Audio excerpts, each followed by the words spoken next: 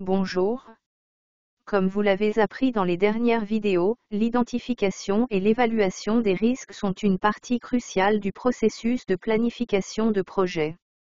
Ces exercices permettent de clarifier les risques les plus importants pour vous et votre équipe et de s'assurer que tout le monde s'entend sur les risques à prévoir. Mais il ne suffit pas pour vous et vos coéquipiers d'être simplement conscients des plus gros risques pour un projet. Vous devez également communiquer ces risques aux parties prenantes de votre projet, que ce soit par le biais de documents, d'emails, de réunions ou d'autres formes de communication que vous avez jugées appropriées.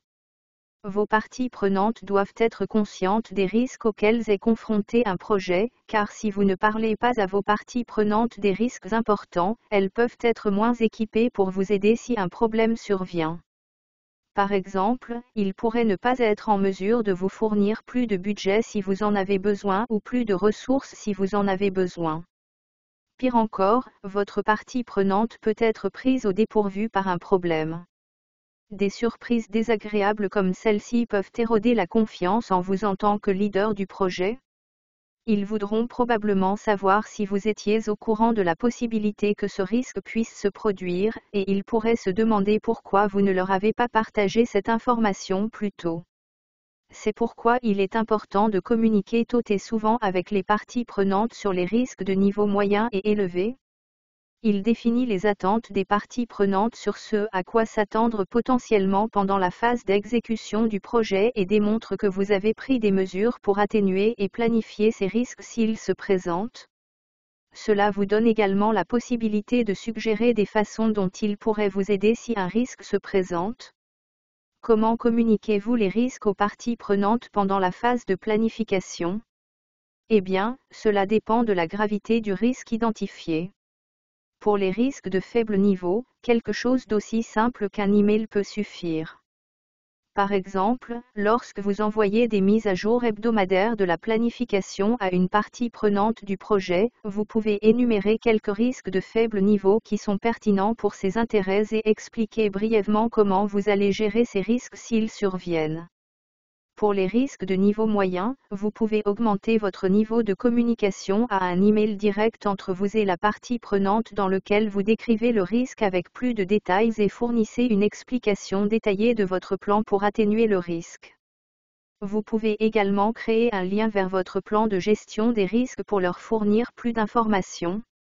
Vous pouvez écrire « urgent » dans la ligne d'objet pour souligner l'importance de l'email.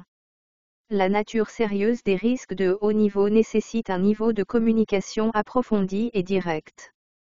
Lorsque vous rencontrez les parties prenantes pour passer en revue le plan du projet, vous pouvez ajouter un point à l'ordre du jour pour présenter les risques sérieux et vos plans pour atténuer ces risques. Vous pouvez également utiliser ce temps pour recueillir des commentaires sur votre plan de gestion des risques et demander aux parties prenantes des informations sur la manière dont elles suggèrent de gérer ces risques de haut niveau. Vos parties prenantes peuvent avoir une expérience préalable de la planification de risques et de stratégies similaires que vous n'aviez pas envisagées auparavant. La communication des risques est une grande partie de mon rôle ici chez Google. En tant que gestionnaire de programme, j'écris constamment des emails et fais des présentations sur l'état de mes projets, souvent dans le but de partager les risques connus et mes plans d'atténuation des risques. En discutant de ces plans avec mes parties prenantes, nous découvrons souvent d'autres risques que je n'avais même pas envisagés. Par exemple, lors d'une réunion récente, je présentais un nouveau produit potentiel à une partie prenante d'une équipe différente.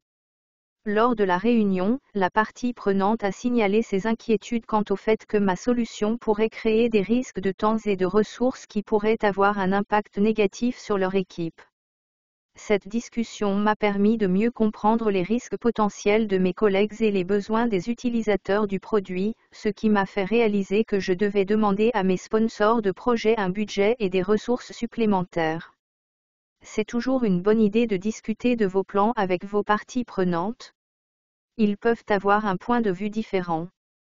Pour récapituler, il est important de communiquer les risques aux parties prenantes afin qu'elles soient mieux en mesure de vous aider en cas de problème, et vous devez adapter votre style de communication en fonction de la gravité du risque. Ensuite, nous passerons en revue et résumerons tout ce que nous avons couvert. Rejoins-moi là-bas.